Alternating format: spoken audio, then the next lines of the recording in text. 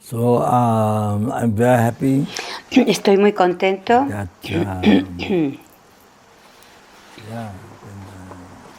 we all together.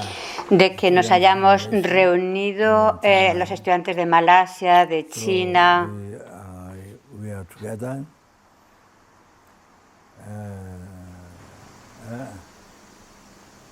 Our mind de que nuestra mente se comunique una con la otra. Juntos, reunidos en este mundo, nuestras mentes se comunican. En verdad, en esta ocasión que hemos recibido este cuerpo humano, este precioso cuerpo humano, hemos encontrado el Dharma. Y hemos encontrado el maestro perfecto. Buda se ha manifestado en su santidad, el Dalai Lama, y muchos otros maestros perfectos. Entonces aquí es como si estuviéramos ahora de picnic. Hemos venido aquí, nos comunicamos con nuestras mentes, podemos vernos. Entonces, en realidad, esto es mucho mejor que una fiesta, más que un picnic. Esta es una preparación para lograr la iluminación, para poder así liberar a los innumerables seres de los reinos inferiores, donde se experimenta el sufrimiento más terrible, y también para liberarles para siempre del samsara, cuya naturaleza es el sufrimiento, que puedan liberarse por siempre, incluso para poder liberar a los seres del nirvana inferior, la felicidad perdurable, y conducirles al gran nirvana de la iluminación, la completa cesación de los oscurecimientos y la completación de todas las realizaciones, la felicidad inmaculada, poder llevar a todos y cada uno de los seres a ese estado. Por eso esto es algo realmente increíble, es mucho más valioso que millones y millones, y beneficioso que millones y millones de picnic. Entonces, muchísimas gracias. Ya hace tiempo di algunos aspectos básicos de lo que significa tomar refugio. Meida me ha comunicado que habéis escuchado aquellos vídeos, pero no tuve la ocasión de otorgar la transmisión del refugio. Pero sí di algunas explicaciones hace unos meses, hace 5 meses parece que le dicen, hace 5 meses. Pero bueno, y espero que hasta ahora ninguno de vosotros, desde aquellos 5 meses que empecé a hablar del refugio, que ninguno de vosotros hayáis muerto, yo tampoco. Y esto es maravilloso, eso es maravilloso. Entonces, hoy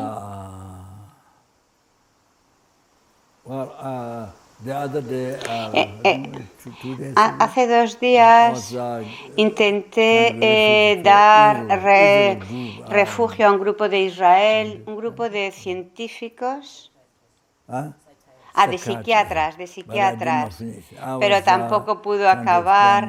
Empecé a explicar sobre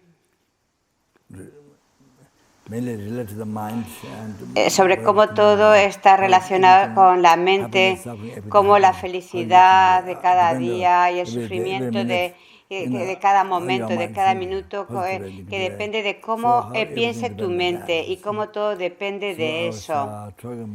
Entonces estaba hablando más sobre eso y no acabé. Entonces, de hecho tengo que volver a juntarme con ellos y hablar de refugio, quizás a lo mejor en la vida próxima.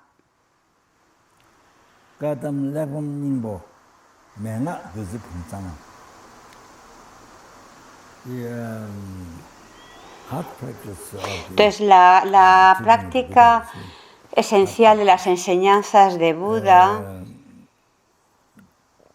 in the heart of all that text. Lo que es en el texto de Maya is Maya is a specific instruction. no, lo que es decir, la práctica esencial que es un texto creo que habla de así es un texto que habla de las instrucciones, es como la buena vasija del néctar, es un texto escrito por este gran lama Kache Yesen Yarsen en Tíbet, era como el sol del amanecer que brilla en el mundo, que resplandece en el mundo, que cuando reluce el sol, pues tanto seres humanos, animales, todos pueden disfrutar. Pues así este lama era como el sol único en el mundo, increíble, preservó, extendió las enseñanzas puras del Buda. Era algo increíble, increíble.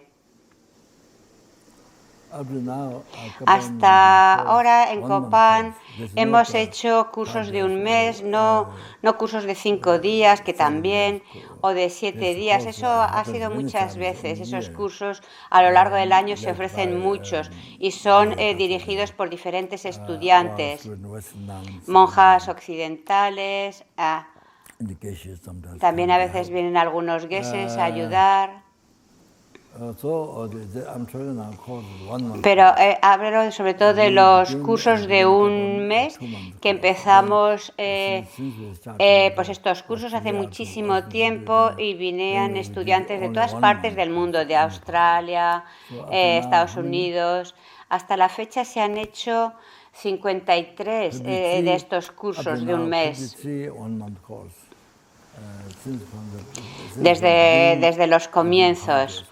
Al principio Rinpoche daba cursos de 5 días, pero bueno, el caso es que todos esos cursos que se empezaron a impartir en Copan, todo ha sido gracias a este gran maestro, Kachen Yese Yarsen, gracias a su texto del gran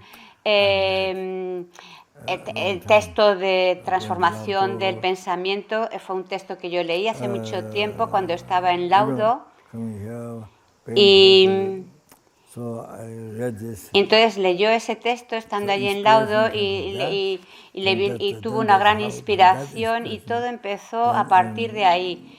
Rinpoche quería beneficiar, ayudar a los occidentales que habían, pues eso, gastado tanto dinero para poder viajar hasta Nepal, cruzando el océano a este país del tercer mundo, Nepal, un país tan pobre, pero en general realmente un país muy sagrado. Durante miles de años ha sido un lugar muy bendecido, un lugar sagrado. Pero por supuesto, en Occidente no existen lugares así tan sagrados como este, que sean desde tan antiguo, desde tantos miles de años atrás. Por supuesto, también, claro que es debido a las bendiciones de Lama, mi guru, Lama Yese, que vivió, con quien viví y me guió durante tantos y tantos años entre todos mis gurus. Y sin entrar en detalles, no hay necesidad, pero sí para daros una idea general. ¿Por qué tiene las bendiciones de Lama Yese todos estos cursos? Es porque desde el principio, desde el primer curso hasta el séptimo, mucha gente solía decirme, cuando daba el curso, qué bien lo ha hecho, ha sido increíble, increíble. La gente como que me alababa, pero yo realmente sentía perfectamente en mi corazón que no tenía que ver conmigo, que todo esto era Lama Yese, que realmente, aunque yo daba el curso, era Lama Yese. excepto cuando había algo que no iba muy bien. Pero bueno, la gente, el caso es que estaba siempre muy contento, estaban como me alababan. Yo siempre pensaba, oh, esto es gracias a la Mayese, no viene de mí. Pero luego ya a partir del séptimo curso, creo que algo, no sé qué pasó. No sé qué pasó, que quizás algo se rompió en mi corazón, no sé, en mi mente. Y bueno, y el caso es que esa sensación paró. Quizás hice algo mal. Pues bueno, el caso es eso, que gracias hasta ahora a las bendiciones de la Mayese. Y por supuesto, la raíz es su santidad el Dalai Lama. Eso es por lo que Kasen Geshe Yarsen realmente es increíble. Todos los estudiantes que vinieron aquí a los cursos también recibieron estas bendiciones de Kasen Geshe Yarsen, de sus sagradas acciones, incluyendo vosotros, estudiantes. Como un loto, estudiantes que sois como un loto floreciendo, abriéndose. No vuestro cuerpo, sino vuestra mente.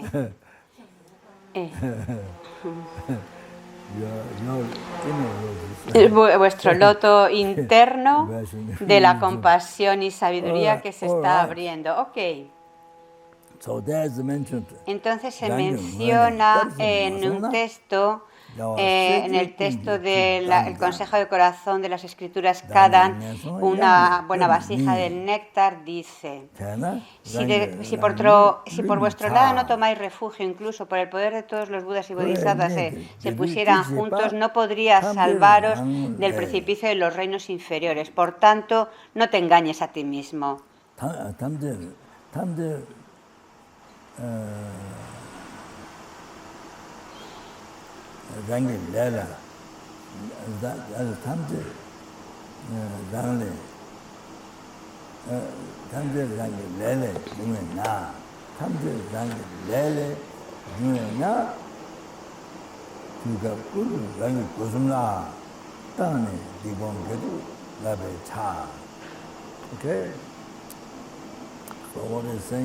Lo que aquí está diciendo es: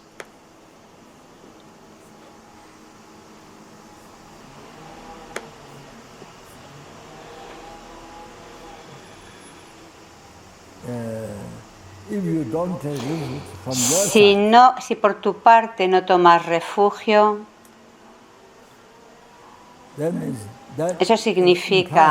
eso implica que los Budas de los tres tiempos, los innumerables Budas del pasado, presente y futuro, por supuesto, cada segundo pueden ver tu sufrimiento y tu deseo, tu necesidad de felicidad. Los Budas quieren ayudarte, quieren guiarte. Pero si por tu lado, si no tomas refugio, si no confías en ellos, incluso aunque todos los Budas y Bodhisattvas, incluso aunque todo su poder se reúna, no podrán guiarte, no podrán protegerte de los precipicios de los reinos inferiores. Por tanto, no te engañes a ti mismo.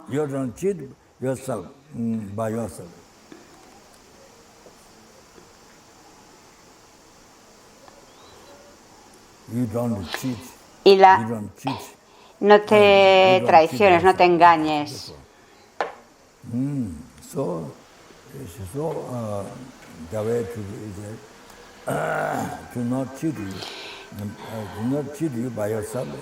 Y la forma de no engañarse a uno mismo es tomar refugio en el Buda, Dharma y Sangha.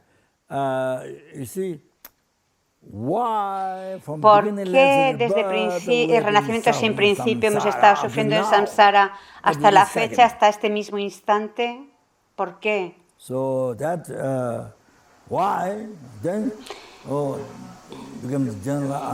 Hay una respuesta general respecto a lo que he dicho antes. Pues porque por parte del Buda, de los innumerables Budas del pasado, presente y futuro, cada segundo, continuamente, todo el tiempo, están viéndote, están buscándote, viendo cómo ayudarte. Es decir, tú eres lo más querido para ellos. Pero, como los padres con sus hijos, los padres tienen un gran amor a sus hijos, los quieren tanto, pero los hijos son desobedientes, no conocen el Dharma, no hemos encontrado el Dharma, lo que el Buda dijo, y siempre llevamos una vida de forma equivocada, con conceptos totalmente erróneos e ideas erróneas sobre la vida, con ideas pues eso, erróneas respecto a la vida. Entonces, si los hijos no siguen los consejos de los padres, entonces, aunque reciban buenos consejos, buena guía, quieran educar bien a sus hijos, si los hijos no los escuchan, pues entonces, y no ven los beneficios, pues así. Nosotros hemos sido así desde el renacimiento sin principio hasta ahora. Y eso es por lo que seguimos sufriendo, por lo que no estamos libres de samsara. Pues porque por nuestro lado no hemos seguido al Guru Buda Dharma Sangha. Esa es la razón básica que he explicado.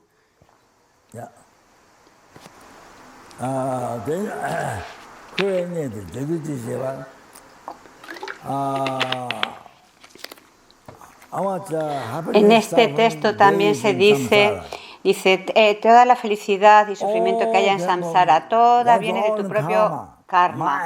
Por tanto, en todos los momentos examina tus 3 puertas y esfuérzate en abandonar el karma negativo y practicar virtud. Es decir, toda la felicidad y sufrimiento, cualquier cosa que experimentes, buena, mala, las sensaciones que te gustan y las que no, placer, sufrimiento, todo viene de tu mente, del karma. Por tanto,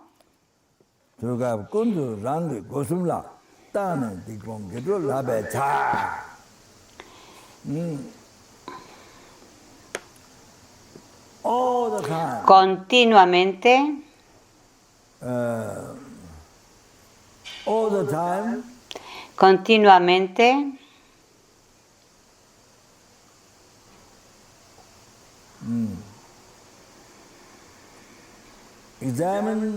examina tu cuerpo, palabra y mente, las 3 puertas y abandona el karma negativo, practica la virtud, lleva a cabo acciones correctas, abandona las incorrectas, lleva una vida, no dañes a los demás, ni a ti mismo. Lleva una conducta ética, saludable, virtuosa, positiva, una vida beneficiosa que aporte felicidad para ti y para los demás. Esfuérzate en ello.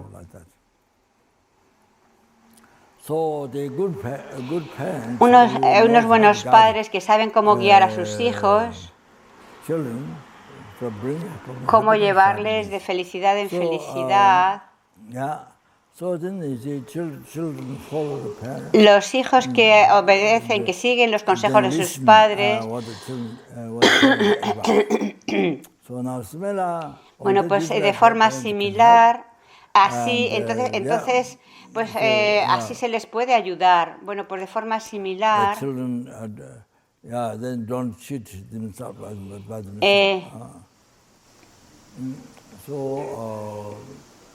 Es decir, si los hijos siguen los consejos del padre, no se engañan a sí mismos, no se meten en líos, no se meten en drogas o con malos amigos y hábitos, destruyendo sus vidas, llegando incluso a no poder tener un trabajo adecuado, y así arruinan sus vidas, no pueden controlarse a sí mismos, roban el dinero de los padres para comprar drogas y todas esas cosas. Y no solamente los problemas con las drogas, también tantos problemas derivados de los deseos sexuales y tantos problemas con el alcohol, problemas así de este estilo. Hay muchísimos problemas.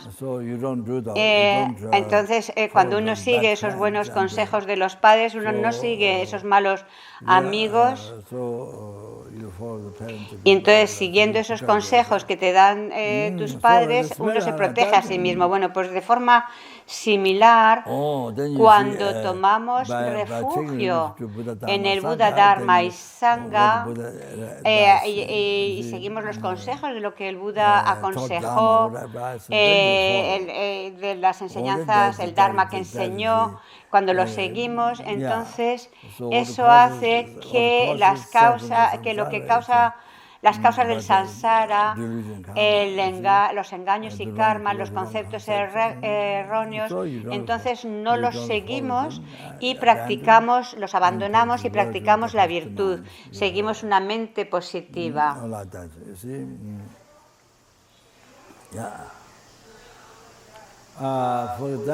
Por ejemplo,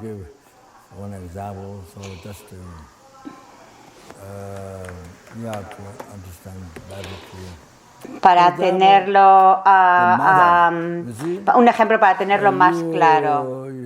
Por ejemplo, una madre, cuando, por ejemplo, tú te puedes postrar ante tu madre, mostrar mucho respeto, y puedes suplicar a la madre, pero entonces ese hijo o hija, a ver,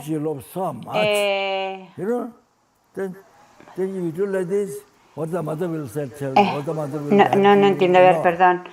Dice, a ver. O sea, tú,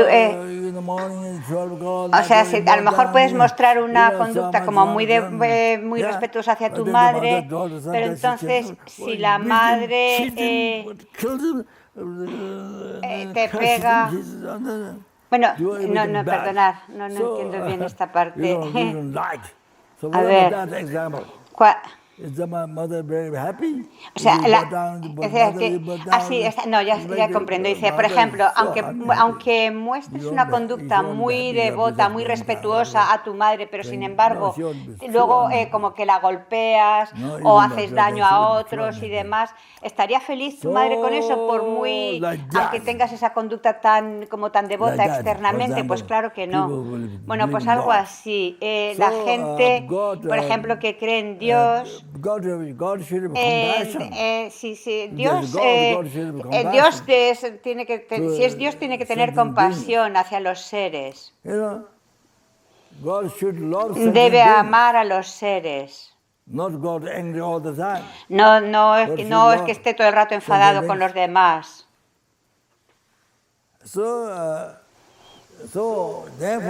Por tanto, Dios ha creado si Dios ha creado a la gente, a los seres,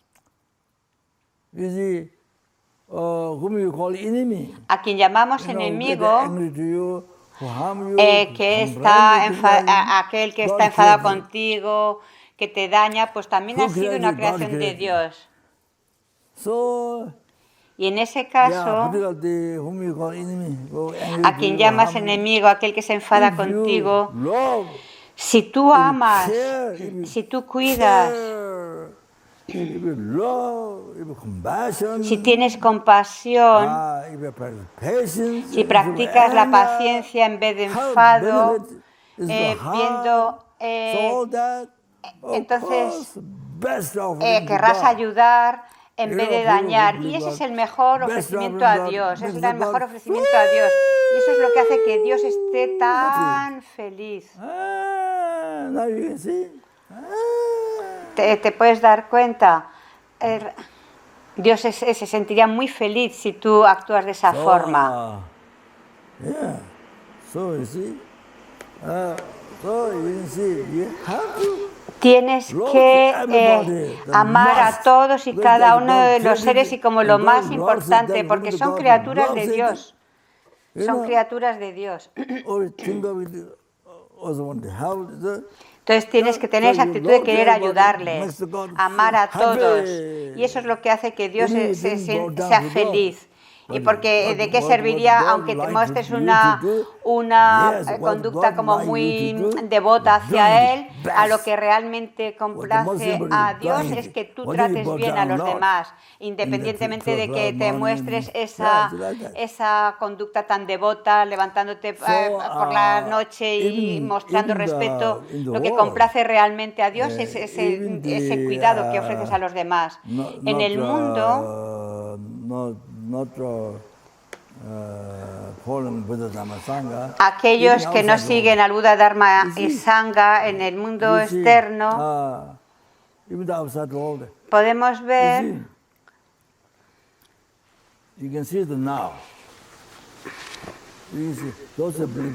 aquellos que creen en Dios, pues para que Dios sea lo más feliz contigo, no es porque tú muestres una conducta física muy devota, sino el que sientas amor, el que tengas paciencia, el que estimes a los demás en vez de estar solo preocupado por ti mismo, el que les sirvas. Es decir, el que causes esa felicidad a los demás día y noche, continuamente, incluso a los insectos, no solamente a las personas.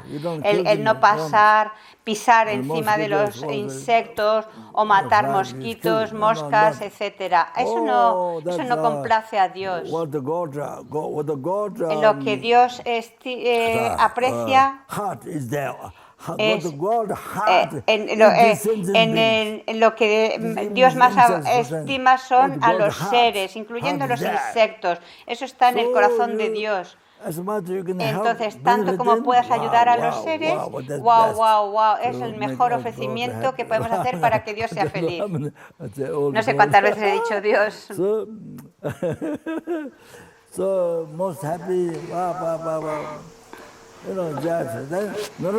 Y no solo eso, los seres, todos los seres, incluyendo esos insectos tan pequeños, el que todos los seres puedan ser felices. Si tú les tratas bien, podrán estar felices contigo continuamente día y noche, entonces tu vida será tan beneficiosa, tan significativa, una vida de lo más feliz en el mundo. Entonces no habrá depresión. Bye a la depresión.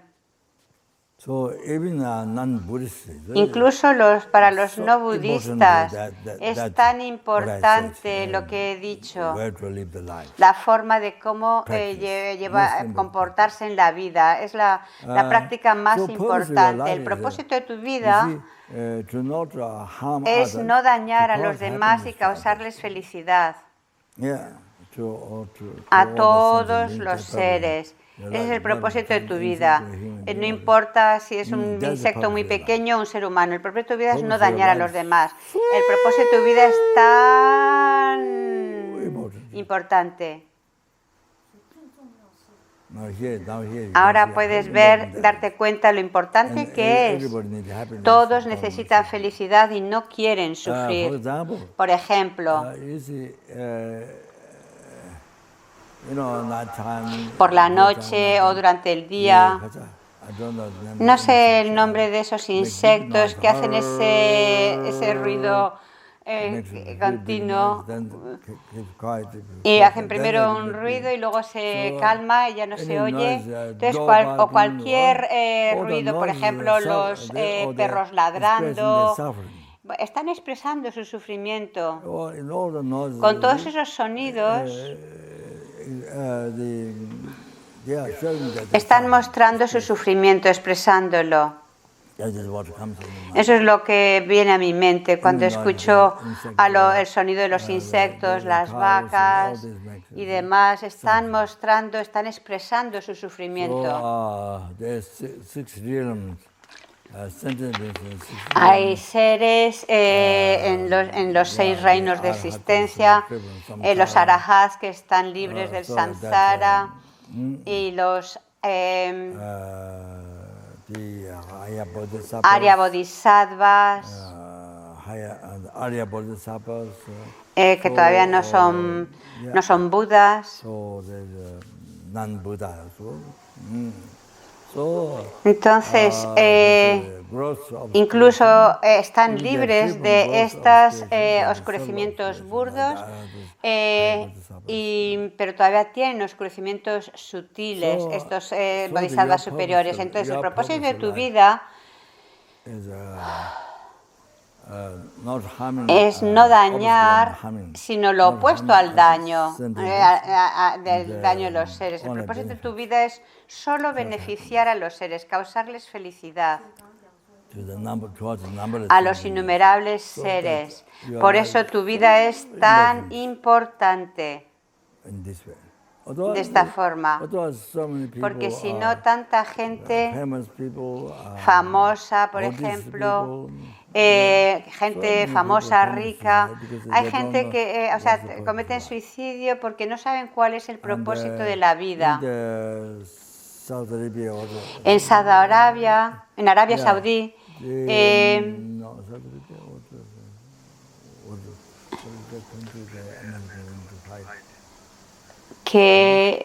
dice, ¿cuál es ese país con el que Estados Unidos luchó? Le mencionan que es Irak. Pues tantas bombas, todos aquellos que no han muerto,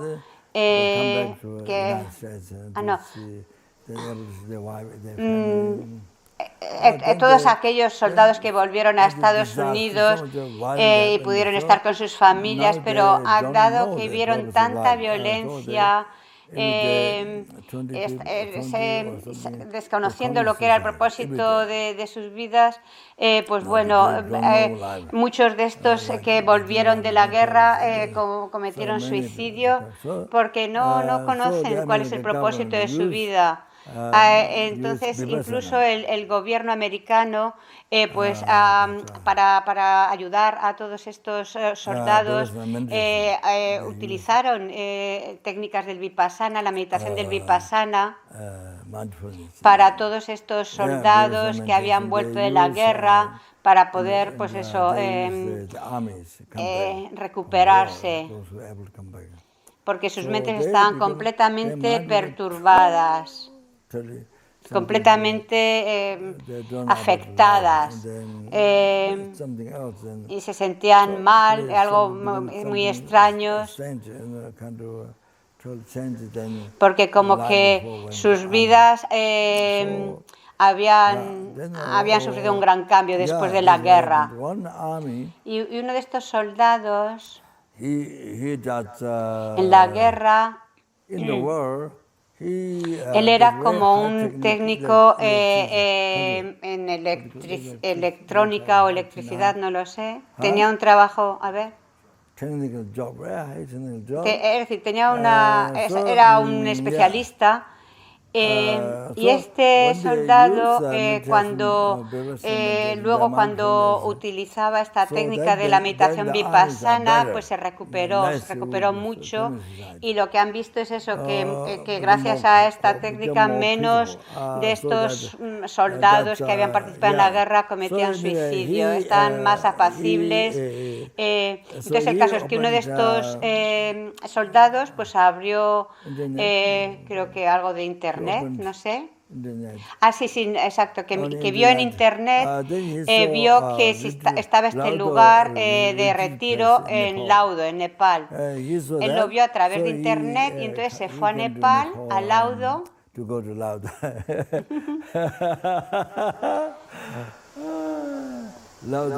Laudo, ya que lo conocéis, se supone que yo vengo de ahí, aunque no me recuerdo todo de mi vida pasada, cuando era un practicante Sakya, Nyingma, Ah, no, dice que habla en su vida pasada Rinpoche, pues que un maestro Sakya Nima, no, está hablando de Rinpoche, de su propia vida pasada, cuando vivió en la cueva del laudo durante tantos años, con tantos sufrimientos.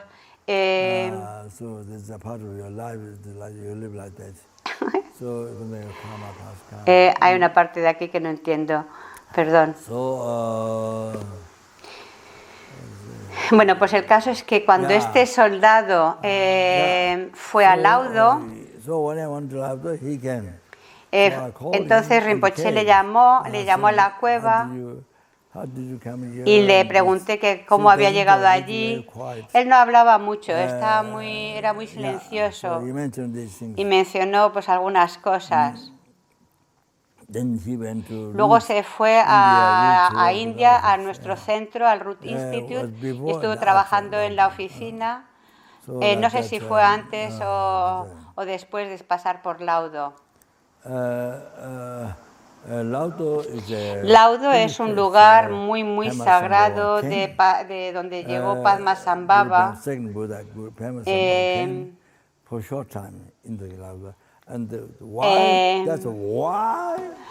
Y eso es por lo que en la cueva de Laudo cae néctar. Dice que en la vida pasada Rinpoche nunca vio el néctar allí, pero pusieron una mesa, luego otra mesa, y encima de la mesa pusieron una vasija, y entonces esa vasija caían gotas del néctar, y con ese agua pues el lama del laudo daba iniciaciones a la gente. Esto era en mi vida pasada, quizás yo era un ratón, pero bueno, el caso es que la gente hacía retiro, puya, y yo a lo mejor era el ratón que me comía las tormas y bebía el agua que vivía en el altar.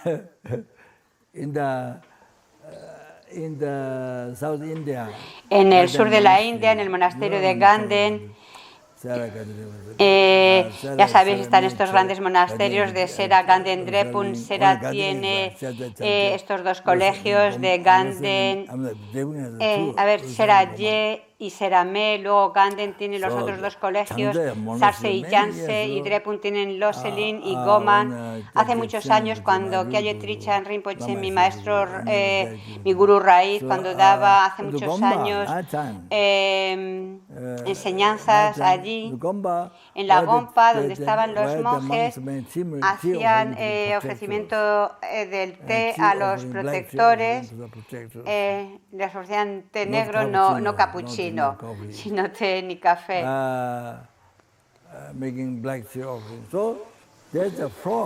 Bueno, pues había allí una rana que vivía en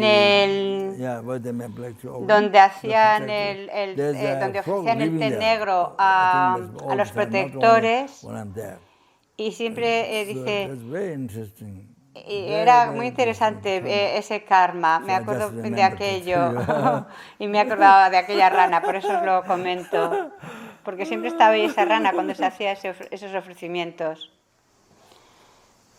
So like this, I'm not following the outline of Lamrim. I just entonces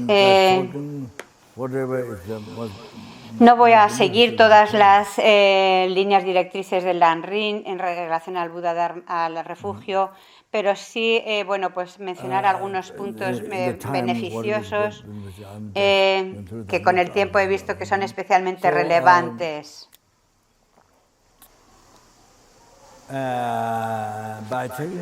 Entonces, cuando uno toma refugio en el Buda,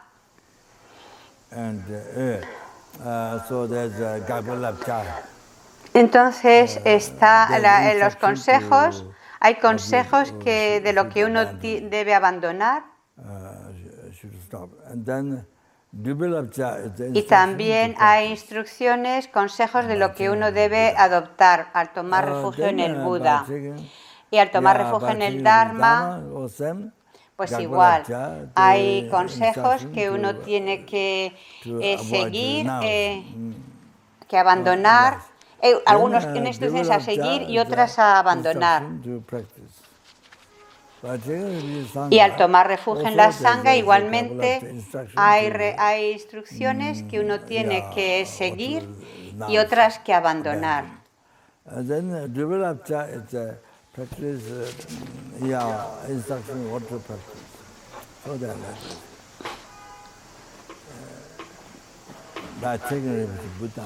Tomando refugio en el Buda,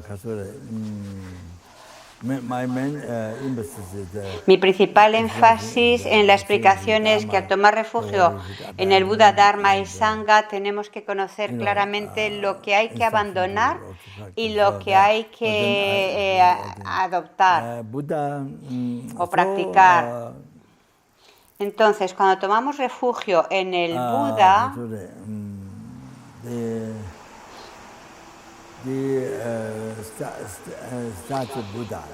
una estatua de Buda, cuando ves una estatua de Buda, por ejemplo, incluso aunque esté rota o hecha de un material pobre, tienes que tener una actitud de respeto, considerarlo como el Buda viviente y ponerlo en un lugar elevado.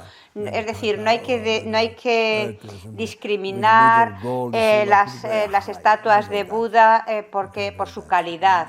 Tienes que tener una actitud de respeto, incluso aunque estén rotas. Y ponerlas en lugares elevados y limpios.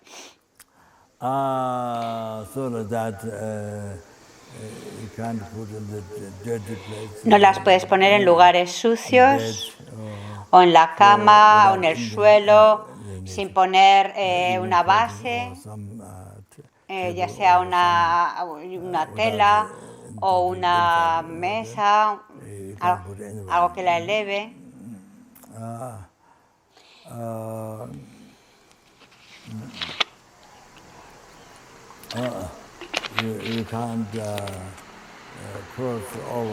Y tampoco podemos pasar por encima de una estatua de Buda.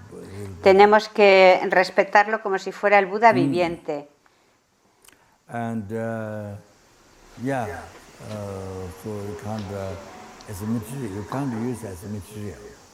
Y tampoco la puedes utilizar como algo material, por ejemplo, para obtener dinero. No puedes tratarla de esa forma, sino respetarlo como si fuera el Buda viviente. Y cuando respetas así la estatua como si fuera el Buda viviente, acumulas increíbles méritos.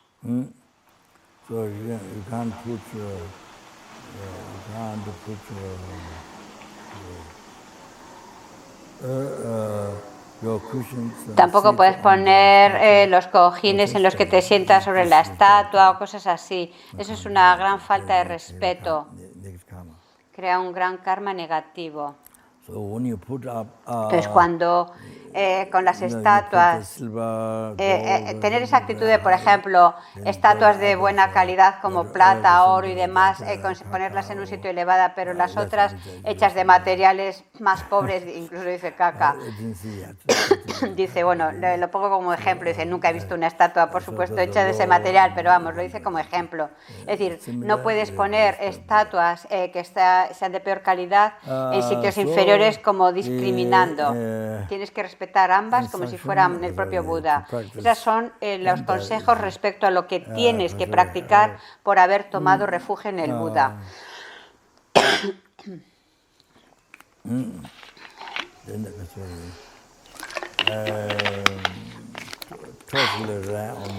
El Buda que te ha mostrado el camino correcto. El Buda mismo no solo se liberó de los océanos del sufrimiento samsárico, cesando completamente las causas del sufrimiento del samsara, los engaños y el karma. los oscurecimientos. No solamente eso, también cesó incluso los oscurecimientos sutiles, las huellas negativas dejadas por los engaños. Incluso incluso cesó los oscurecimientos sutiles, completando todo el camino a la iluminación. Entonces, sin atravesar el camino Hinayana, los 5 caminos para lograr el estado de Arahat y poderse liberar totalmente el samsara, fue directamente al camino Mahayana, a los 5 caminos del Mahayana, es decir, el camino de mérito o acumulación, el de preparación, el de la visión, el camino de la meditación y el camino del no más aprendizaje, o el camino de la completación. Todos estos los logró, siguió esos 2 caminos y alcanzó la iluminación completa, la budeidad. Y de esa forma, los oscurecimientos sutiles pudo purificarlos completamente.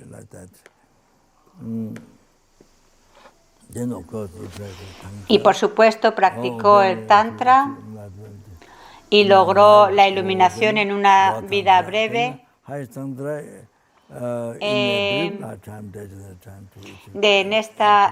Si practicas el Tantra, logras la iluminación, incluso con los Tantras inferiores, logras la iluminación en una vida, pero sobre todo con el Tantra superior, logras la iluminación en una vida breve en esta época degenerada. Entonces el Buda, a quien seguimos, en quien tomamos refugio, es el que ha logrado esa mente omnisciente, ha purificado totalmente su mente de los oscurecimientos burdos y sutiles y ha alcanzado la omnisciencia. El Buda puede ver todos los fenómenos del pasado, presente y futuro. En lo que está viendo los fenómenos del presente, ve los del futuro. Y la omnisciencia del Buda ahora, la omnisciencia de los innumerables Budas pueden ver las mentes de los innumerables seres infernales, espíritus hambrientos, animales, humanos, suras, asuras, es el estado intermedio. Pueden leer perfectamente la mente de los seres, la tuya y la de todos los seres a la vez. Pueden ver perfectamente nuestras mentes. Ven tu mente desde el renacimiento sin principio hasta ahora y en el futuro. Completa.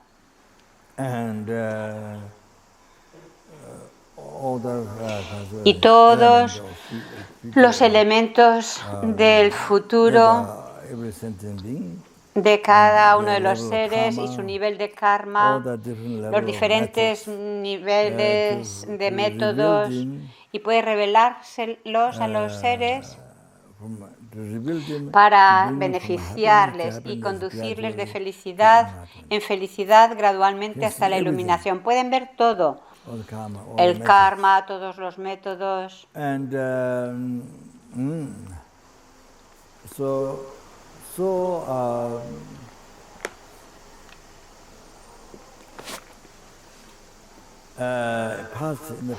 Entonces, en el pasado, para probar la mente omnisciente,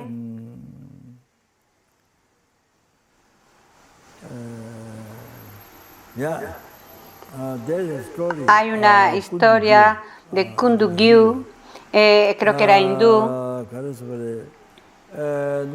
No era una persona que murió, sino el espíritu que entró en la persona y actuaba como un ser humano. Entonces engañaba a mucha gente, incluso durante la época de Buda, no solo ahora. Quizás especialmente en Singapur y China, también quizás Taiwán, hay mucha gente que creen en eso. Hay espíritus que piden dinero y actúan como si fueran la persona que murió y así engañan a la gente. Y la gente se lo cree 100% y entonces se aprovechan de ellos y pierden mucho dinero. Eso le pasó a Philippe. Aquellos que estáis en Taiwán quizás conozcáis a Philippe. En Singapur su padre tenía una fe en esto y entonces falleció un miembro de su familia, un espíritu entró y actuó en una persona a través de eso, creyendo que era realmente el espíritu de su hijo. Entonces el padre perdió muchísimo dinero. El padre ya falleció. Entonces, durante la época de Buda, Kundugyu, sus parientes y la gente, el Buda quería probar que no era verdad, que estaba mintiendo. Entonces le pidió a la familia que llevara diferentes granos de cereales y el Buda entonces el Buda antes incluso de abrir lo que le habían reunido era capaz de decir lo que estaba dentro de ese paquete y de dónde venía cada semilla y todos claro al comprobar eso pues se dieron cuenta de que el Buda decía la verdad, entonces pudieron creer que en realidad era un espíritu que había entrado en la persona y que estaba mintiendo. Se dieron cuenta de que eso era real, lo que decía el Buda. Y estas cosas así han pasado en algunos países.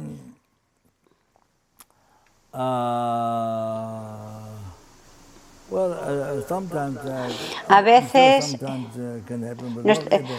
veces puede pasar, pero no por supuesto a todos. O también si por ejemplo cortas en muchos diferentes árboles, en trozos, y los pones en el océano y los dejas y quedan ahí durante eones en el océano. Si preguntas al Buda cada uno de esos trocitos de madera, de qué país, de qué lugar, de qué parte del árbol procede, todo eso el Buda puede decírtelo sin el más mínimo error, aunque hayan estado esos trozos de madera durante mucho tiempo en los océanos. Es decir, es completamente omnisciente.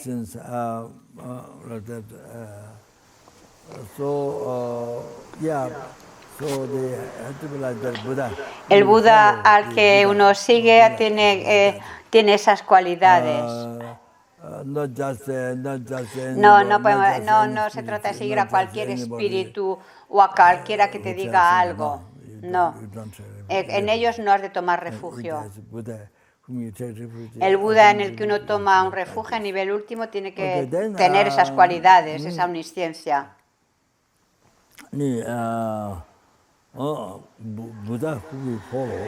El Buda que tú sigues, en el que tomas refugio a nivel último, que confías plenamente, tiene que ser así. Y así no habrá engaño. Los Budas no nos engañan, es imposible. Porque son omniscientes, no tienen oscurecimientos.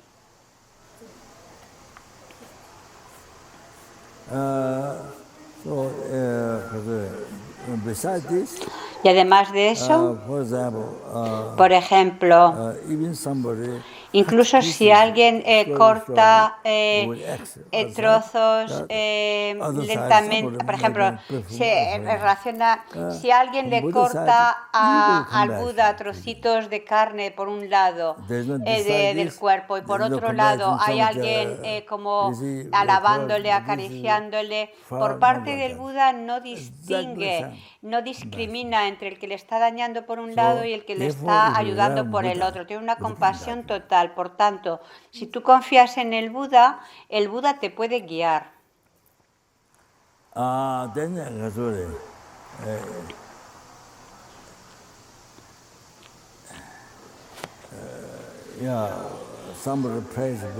Si alguien alaba al Buda y le hace ofrecimientos, por ejemplo, o si alguien le critica,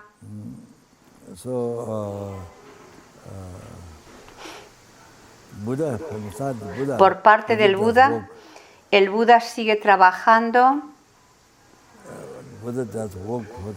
para todos los seres, independientemente de que le beneficien, le hagan ofrecimientos o no.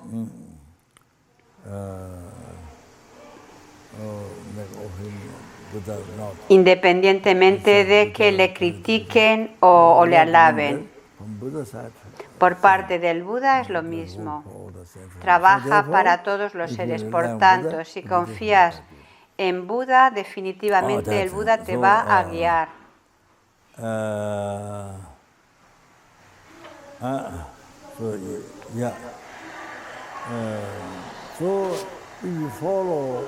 Si sigues a otro,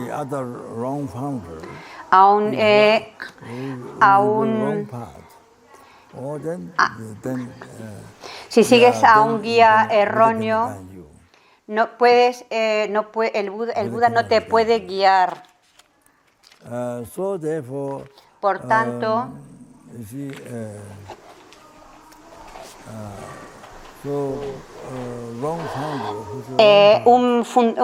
un maestro erróneo que te conduce solo hacia el samsara, hacia los reinos inferiores, a esos los tenemos que abandonar porque no tienen las cualidades de un Buda.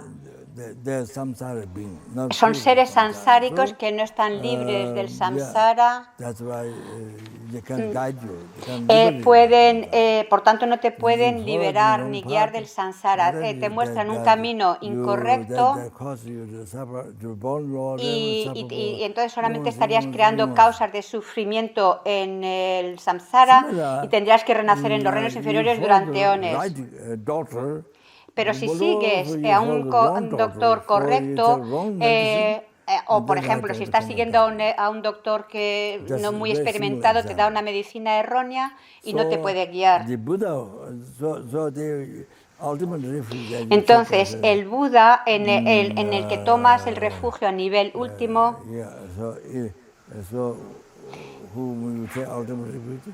el Buda en el que tomas el refugio a nivel último tiene que tener esas cualidades de Buda, porque si no tienes el peligro de que te guíe mal y pone en riesgo tus vidas futuras. Y te puede conducir en una dirección equivocada y solo experimentar sufrimiento. Los nagas, señores del lugar, seres sansáricos que pueden ayudarte, en ellos no tienes que tomar un refugio a nivel último. Pueden ofrecerte ayuda temporal. Son como la gente a la que puedes pedir ayuda en un momento dado, cuando, por ejemplo, pasas por un camino peligroso, pero no tomas un refugio a nivel último para toda tu vida en ellos, no. Eso solo en un Buda. Por tanto, un refugio a nivel último para toda tu vida tiene que ser en alguien en quien tenga todas las cualidades como el Buda. Tienes que analizar.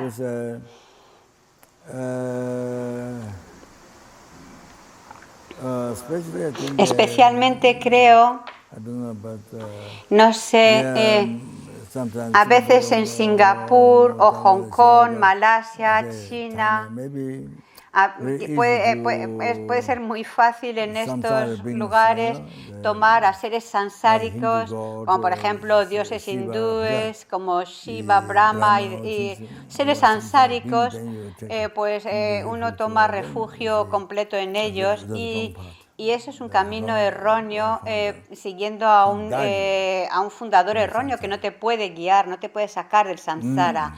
Por eso tienes que ser cuidadoso y no engañarte a ti mismo. to not be cheated by yourself.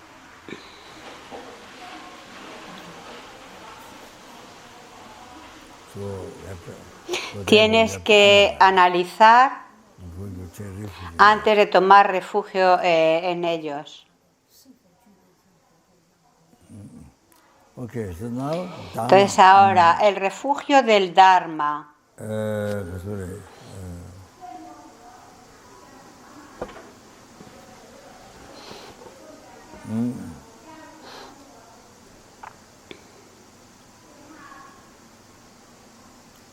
The Buddha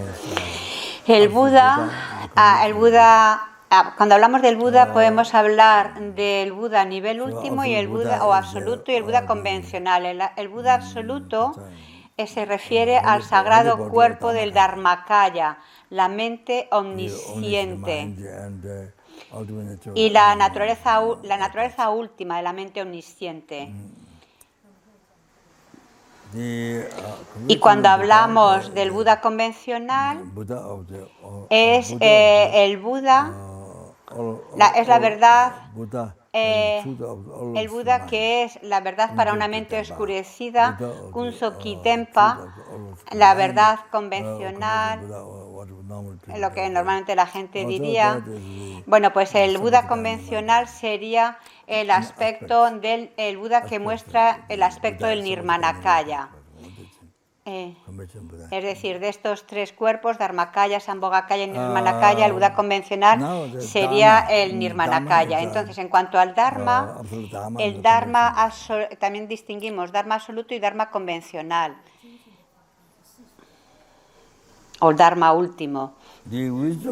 Entonces, la sabiduría que directamente percibe la vacuidad sería el Dharma absoluto.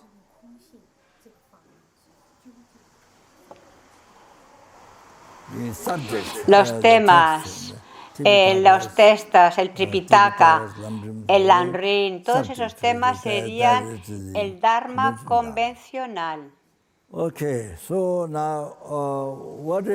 Entonces, ¿qué es lo que tenemos que abandonar al tomar refugio en el Dharma?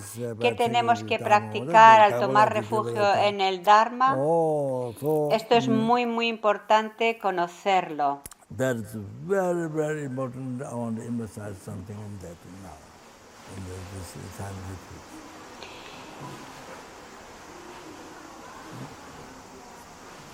I want to emphasize. Es muy importante conocer esto, especialmente hoy, que para dar el refugio, quiero enfatizar hoy, esta noche, esto, extenderme más en esta parte. Cuando uno toma refugio en el Dharma, lo que uno debe abandonar es dañar a los seres. Esto es muy importante, lo más importante. Una vez, si has tomado refugio, tu práctica principal ha de ser la de no dañar a los seres, no dañar ni al enemigo,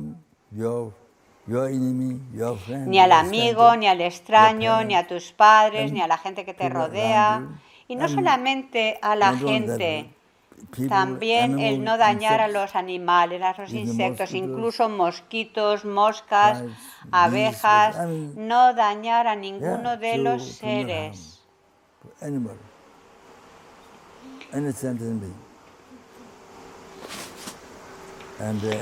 Y por tomar refugio en el Dharma, lo que tienes que practicar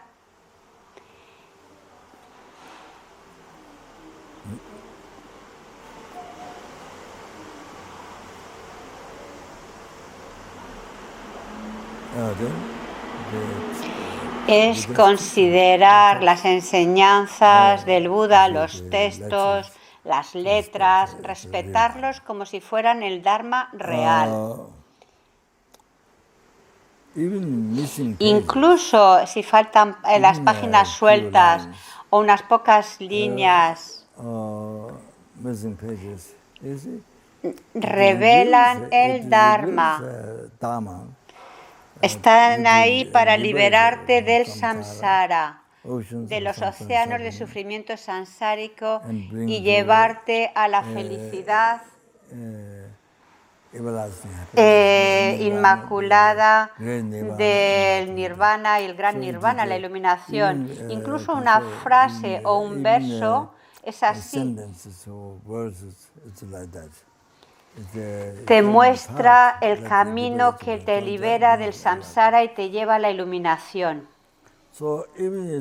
Entonces, incluso unas pocas páginas o unas pocas líneas, si estuvieran en la basura o las encuentras en el camino, las tienes que coger y llevártelas a la cabeza y ponerlas en un lugar elevado, pensando de esa forma, que ese es el Dharma verdadero, que ese es el Dharma sagrado, como antes he dicho. Los Geshe Kadampas, como ellos practicaban incluso la sílaba na de las consonantes del alfabeto, aunque incluso esa sílaba, si la veían pues así tirada, la cogían y la ponían en un lugar elevado, pensando de esa forma. Luego también tienes que tener cuidado de a la hora de llevar tus textos de Dharma, no llevarlos con el cojín en el que tú te sientas, que no estén juntos. Eso sería algo irrespetuoso. O poner el cojín encima. Tampoco puedes poner los libros de Dharma, los textos de Dharma en el suelo. O ponerlos entre... O ponerlo entre tus piernas o en el suelo. No, eso no es adecuado. O pasar por encima de los textos de Dharma. En muchos centros lo he visto muchas veces que incluso el coordinador espiritual no ha escuchado o recibido enseñanzas y deja esos libros de meditación, los deja en la silla, sin poner, sin protegerlos, sin poner nada debajo de ellos. Es decir, puede parecer muy profesional, pero es un gran error. Es una falta de respeto a los libros y es un karma negativo. Es decir, siempre por debajo de los libros has de poner o una tela o algún papel, pero no ponerlo donde uno se sienta. Porque eso sería una falta de respeto y nuestra mente se llenaría de gran oscuridad, como una oscuridad sin sol ni luna, completamente oscura. Y entonces eso oscurecería y eso oscurece de nuevo tu mente y entonces la purificación es muy difícil o no quieres llevarla a cabo, te resulta muy difícil incluso aunque sepas cómo hacerla. O si lo haces es muy breve y así creas continuamente karma negativo día y noche. Os voy a comentar algo. En el Instituto de la Amazoncapa en Italia, un gran centro, hace tantos años que estaban estudiando los textos filosóficos, los 5 grandes textos de filosofía, todos los textos del Lanrin y del Tantra. Cada vez que entonces en una ocasión cuando Kadrola estaba allí en el Instituto de la Amazoncapa, Kadrola que vino del Tíbet, de la zona de Khan, solo para proteger a su santidad el Dalai Lama y para satisfacer los deseos de su santidad, para que sea del máximo beneficio en el mundo. Y cada año Kadrola hace grandes pullas para su santidad, haciendo que así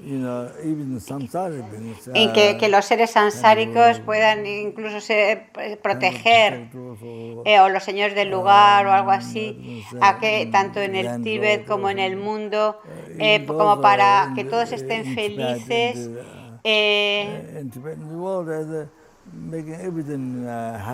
O sea, para que se sientan felices todos estos seres, y entonces, y así, pues eso, hace una puya para su santidad, para que pueda beneficiar al máximo a los seres de este mundo. Y cada año ya hace este tipo de muchas cosas para su santidad el Dalai Lama. Por ejemplo, en una ocasión en Dharamsala, su santidad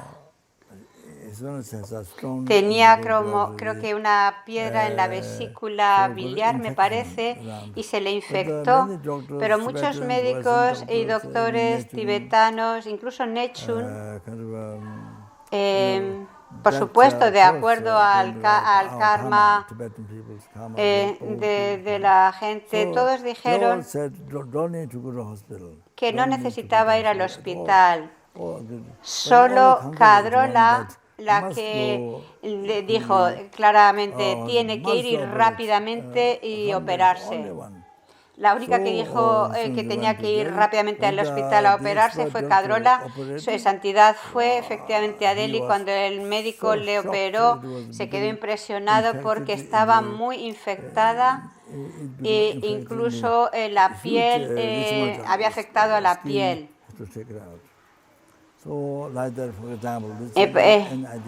Esto es para daros una idea de cómo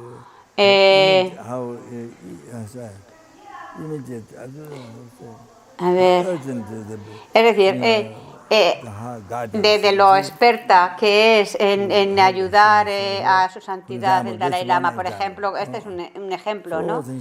Y entonces cada segundo de su santidad, el que su santidad esté en este mundo, cada segundo es para nosotros, tanto para los tibetanos como por todos y cada una de las personas, cada uno de vosotros, los chinos, cada uno de los habitantes de Singapur, Taiwán, Malasia, para cada persona en este mundo, para su felicidad.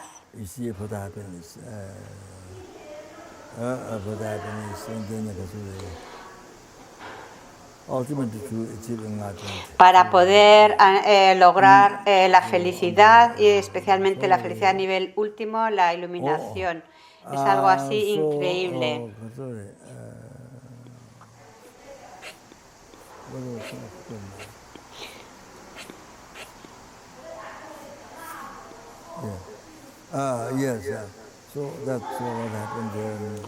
Entonces, bueno,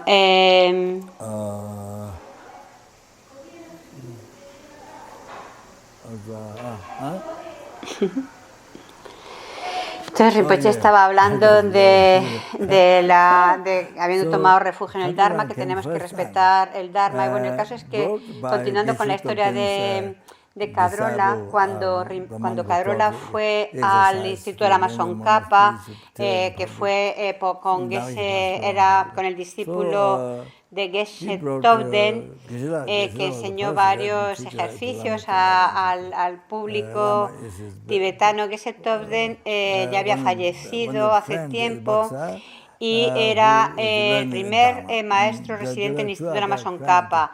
Era un amigo de Lama Yese, muy experto en el Dharma. Tenía otros dos amigos, Kayo y Nyingma, que vivían en Estados Unidos. Uno era un Rinpoche, no especialmente muy erudito, pero tenía muy buen corazón. Y luego Geshe Tobden, que fue el primer maestro residente en el Instituto de Lama Tsongkhapa. Entonces, bueno, el caso es que cuando Kadrola estuvo allí, fue al Instituto de Lama Tsongkhapa, el director del Instituto de Lama Tsongkhapa la llevó a enseñarle el centro, y entonces vio una estatua de Buda que estaba en el suelo.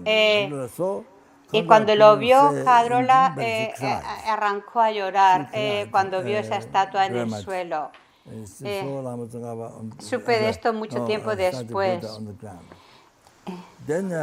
Entonces, luego supe que después le invitaron Cuando le volvieron a invitar a la esto de Lama Tsongkhapa, en esa ocasión el director le explicó que bueno, que estaba ahí la estatua, pero no es que estaba ahí siempre, sino que estaban, o sea, dentro de la gompa estaban haciendo una gompa pequeña del templo de Chenresi, pues estaban dentro haciendo el ñuñe y estaba temporalmente la estatua puesta ahí fuera. Pero bueno, incluso aunque sea durante un breve periodo de tiempo, tú no puedes poner sin más la estatua en el suelo. Eso no es adecuado. Eso es un indicativo de que la persona no conoce sobre la práctica de refugio. Lo muestra muy clara. El centro es muy grande y durante muchos años los lamas, los geses han enseñado filosofía y tantra. Muchos lamas sagrados, incluso su santidad el Dalai Lama, han ido muchas veces, pero el director era nuevo. Era muy bueno en los negocios y demás, pero no conocía tanto Dharma, estudiaba filosofía. Pero bueno, el caso es que pasó esto y le explicó a Kadrola lo que había sucedido, pero Kadrola estaba como llorando tanto al ver la estatua en el suelo. Entonces, es decir, pues igualmente, uno no puede poner en el suelo los textos de Dharma o ponerlos en la cama, en el suelo, en lugares sucios. Y también algo importante, por favor, daros cuenta, recordarlo, no puedes poner tus gafas sobre un texto de Dharma. Eso es algo que mucha gente hace, o poner el mala sobre el texto de Dharma. Es verdad que mucha gente lo hace porque no conocen todos los detalles sobre el refugio, la práctica de refugio. No lo puedes hacer, no es adecuado poner tus gafas o el rosario encima de los libros de oraciones. Pero si, por ejemplo, hay peligro de que una hoja sea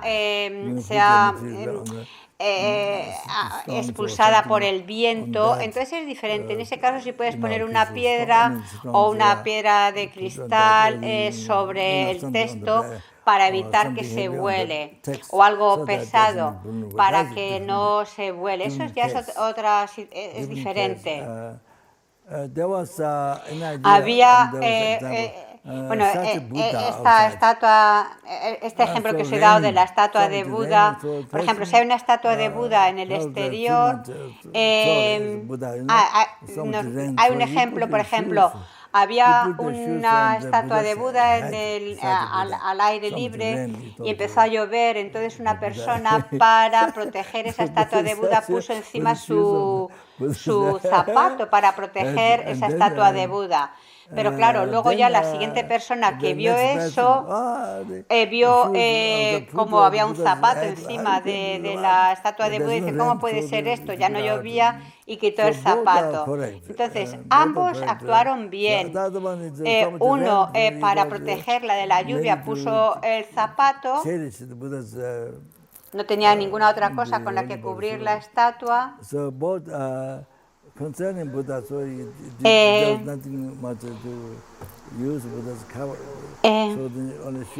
Y lo único que tenía eran los zapatos y así se lo puso para proteger a la estatua de Buda, mientras que el otro, cuando lo vio, pues lo quitó enseguida. Entonces ambos actuaron correctamente.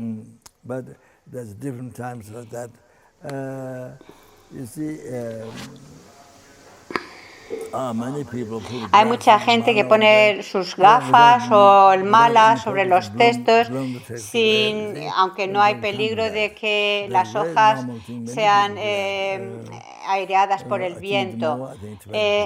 Especialmente los tibetanos, he visto que lo hacen mucho. Y eso es una falta de respeto al Dharma, al sagrado Dharma. No pueden...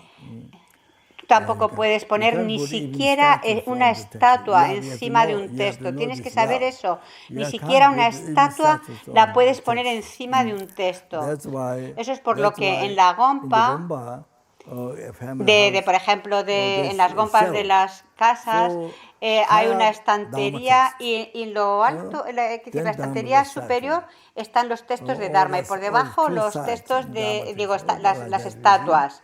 Es decir, los textos siempre es lo más elevado. Tú no pones una estatua por encima de un texto, nadie lo hace. Y tampoco puedes poner una estatua encima de un texto de Dharma.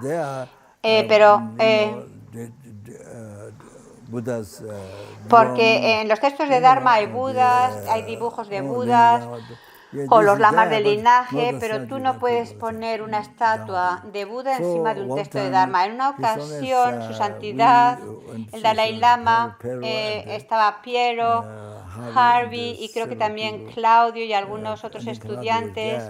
Y entonces Piero le dio presentó un... Esto fue después de que el Lama creo que falleciera. Entonces Piero presentó como un prospecto, lo puso en la mesa de su santidad.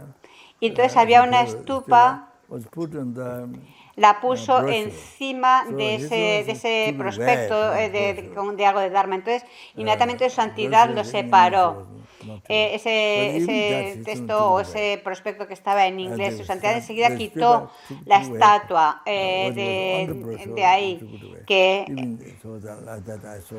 eso lo vi. Entonces vosotros occidentales, no creo que muchos occidentales, pero sí tibetanos y orientales, por ejemplo, también algo que suelen hacer es girar, por ejemplo, a la hora de pasar una página, la chupas, pones tu saliva, chupas el dedo y giras y pasas la página, habiendo untado tu dedo en saliva. Tampoco se puede hacer eso. Gyaltsen Rinpoche dijo de que si haces eso, eso uno puede renacer en los infiernos.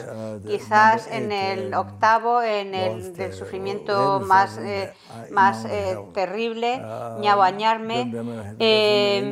No, 100% no lo sé, pero bueno, el caso es que no debes de pasar las hojas de los textos con tu saliva.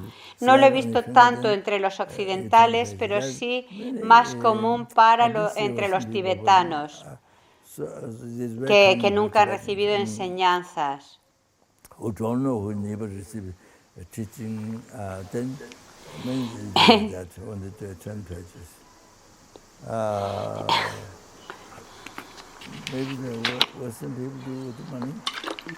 Dicen, no sé lo que hacen los occidentales con...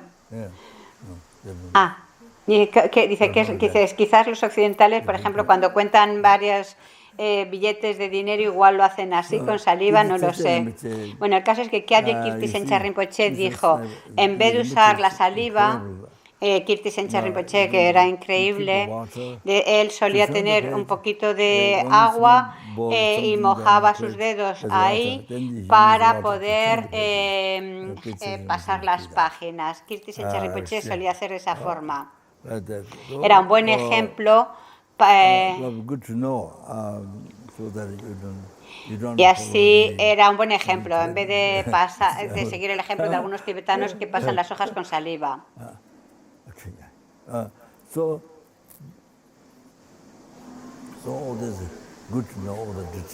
Entonces es bueno conocer todos estos detalles para protegernos de crear un karma negativo por falta de respeto. Nuestras mentes son ignorantes desde el Renacimiento sin principio. Son como totalmente oscuras, sin luz, y no queremos continuar así. Por eso, purificar no es fácil. Incluso aunque sepamos los métodos, somos muy perezosos, no queremos hacerlos, pero creamos causas de ignorancia, de que nuestra mente siga oscura todo el tiempo, día y noche, y no queremos continuar así. Bueno, ahora explicaré algo sobre el refugio de la Sangha y lo dejaremos por hoy, pues porque quiero ir luego a Swayambhunath a circunvalar, ya que estamos todavía dentro del periodo de los 15 días del mes de Sakadawa, que si uno circunvala una stupa se convierte en como una circunvalación, sería similar a circunvalarla 100 millones de veces. No voy a ahora a hacer allí ofrecimientos, pero sí a circunvalar. Y luego, entonces, por eso hablaré un poco más y luego continuaremos mañana. Bueno, lo que quería deciros, por ejemplo, ahora durante el periodo de Sakadawa, durante estos 15 días, si tú recitas Om Mani Padme Hum, se convierte como si fuera 100 millones. O si haces un mantra de Barra Sattva es como 100 millones. Si haces una postración es como 100 millones de postraciones. Si recitas el Sutra del Diamante, es como si una vez es como si lo recitaras 100 millones, o una circunvalación se vuelve 100 millones. Es algo increíble, especialmente para gente como yo, que somos tan perezosos en estos días de Buda, o por ejemplo se hace una autoiniciación. Todo esto es se multiplica muchísimo en estos días tan especiales, de los días de los milagros, o los días durante esos 15 días. Por tanto, hay que prestar mucha atención y especialmente, o sea, no solamente es el último día, sino que eso es un error, sino durante estos 15 días, cada día las acciones se multiplican por 100 millones. Por eso hay que prestar mucha atención a esto, a estos días especiales del Buda, y también a los días cuando hay eclipse de sol, y también cuando hay eclipse de luna, que entonces sería como 700.000, se multiplica por 700.000, creo que dice. Y bueno, si hay muchas, por ejemplo, en cuanto al Dharma, si falta, en un texto de Dharma faltan muchas páginas, lo que uno hace en Estados Unidos, en vez de quemarlos, yo lo suelo poner, lo pongo alrededor de un texto. Lo hice en un par de ocasiones así, y así no creas karma negativo. Lo último es, pues eso, quemarlo.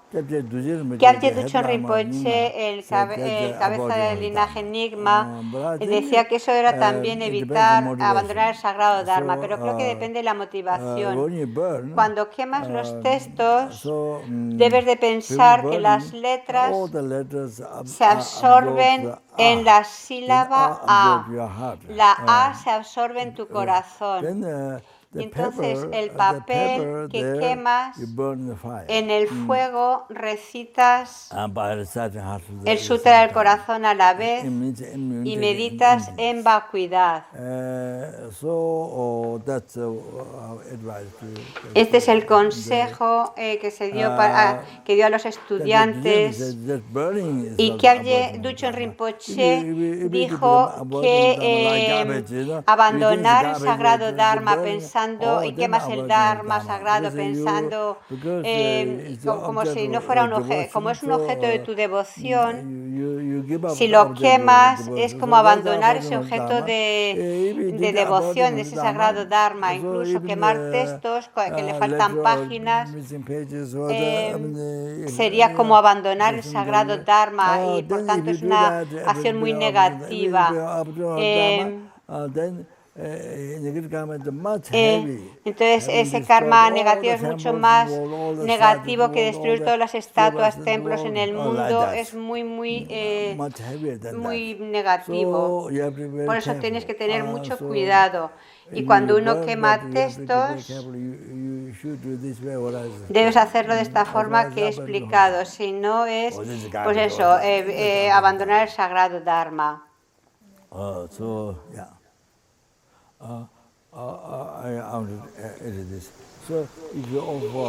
Si ofreces luces o velas, o por ejemplo incluso estas luces de Navidad, aunque sea una lucecita pequeña, si la ofreces durante este periodo de Sakadawa, durante estos 15 días, pues cada una de estas luces que ofrezcas es como los beneficios son increíbles, especialmente si recitas el mantra de las nubes de ofrecimiento. ofrecimiento. Por eso quiero pedir a todos que rememoricéis este mantra de las nubes de ofrecimiento.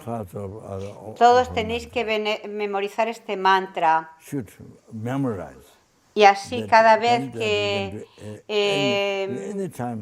ofrezcáis, o por ejemplo cuando vais en el avión, en el coche y demás, lo podéis recitar sin tener que mirar el papel. Entonces, bueno, en cuanto al refugio de la sangha, y luego ya lo dejamos, también podemos distinguir sangha absoluta y sangha convencional. La sangha absoluta, o a nivel último, es quienes tienen la realización de percibir directamente la vacuidad. Eso es la sangha a nivel absoluto. Y sangha a nivel convencional sería la reunión de 4 monjes, Gendun, 4 miembros, incluso aunque no tengan la sabiduría que percibe directamente la vacuidad, pero que viven con pureza sus 253 votos. Es decir, la reunión de 4 monjes que viven con pureza sus votos. Eso sería la sangha convencional.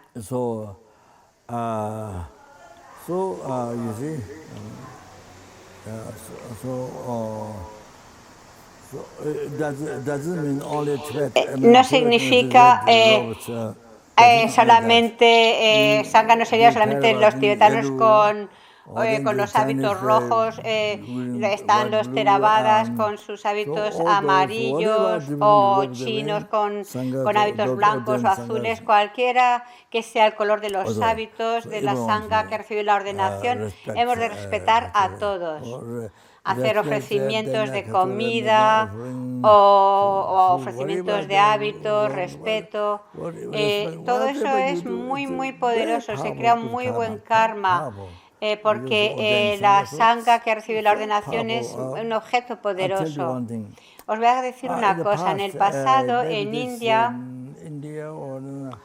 los 4 sanghas ordinarias, una persona muy pobre ofreció alimentos medicinales solo una vez a esta sangha, y cuando murió nació en India como un rey, el rey Kaushika, que era muy rico, muy poderoso.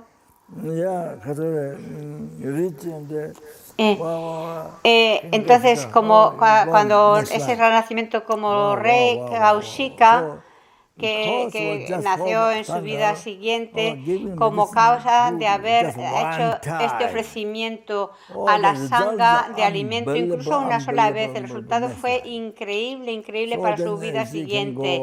Y así, de vida en vida, continuar hacia la iluminación. Entonces tienes que recordar eso. Entonces, por tanto, respetar a la sangha, respetarla con tus palabras, con tu cuerpo, es tan importante. Creas un karma positivo increíble. Quizás esto no se explica mucho en la sociedad occidental, los maestros budistas incluso no lo explican mucho en cuanto a este respeto a la sangha occidental. O sea, a veces parece que tenemos más respeto a la sangha tibetana, pero no a la occidental. Eso es porque no se conoce bien el Lanrin. Es decir, respetas a la sangha oriental, pero no a la occidental.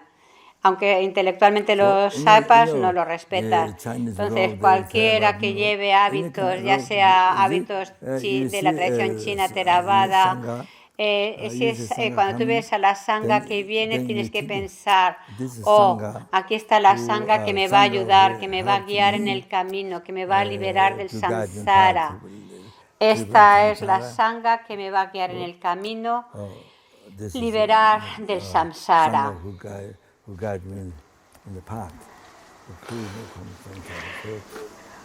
Has de pensar así, de esta forma.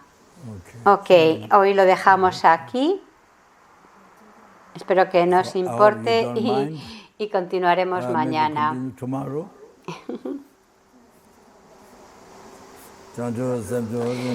Que la preciosa mente de la bodhicitta que no ha nacido pueda surgir y crecer, y que la que ya ha nacido no disminuya, sino que aumente más y más.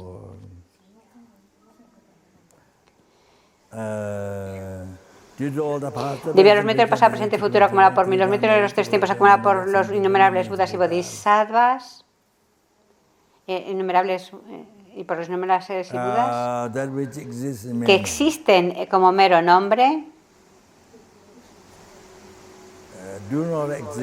no existen por su propio lado, no están ahí en esa base.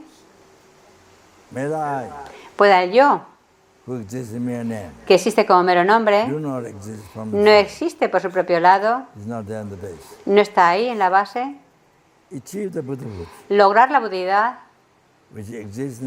que existe como mero nombre, no existe desde ahí, no está en la base. Y conducir a todos los seres que existen como mero nombre, no existen por su propio lado, no están ahí, en la base, y conducir a la budeidad, que existe como mero nombre, no existe por su propio lado, no está ahí en la base. Por mí mismo solo, que existo como mero nombre, no existe por su propio lado, no existe por su propio lado, no existo, no está ahí en la base.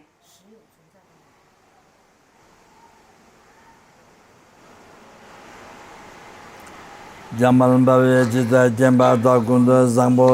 todas estas virtudes para ser capaz de adiestrarme como el bravo, el héroe Manyu reconoce la realidad tal como es y Samantha.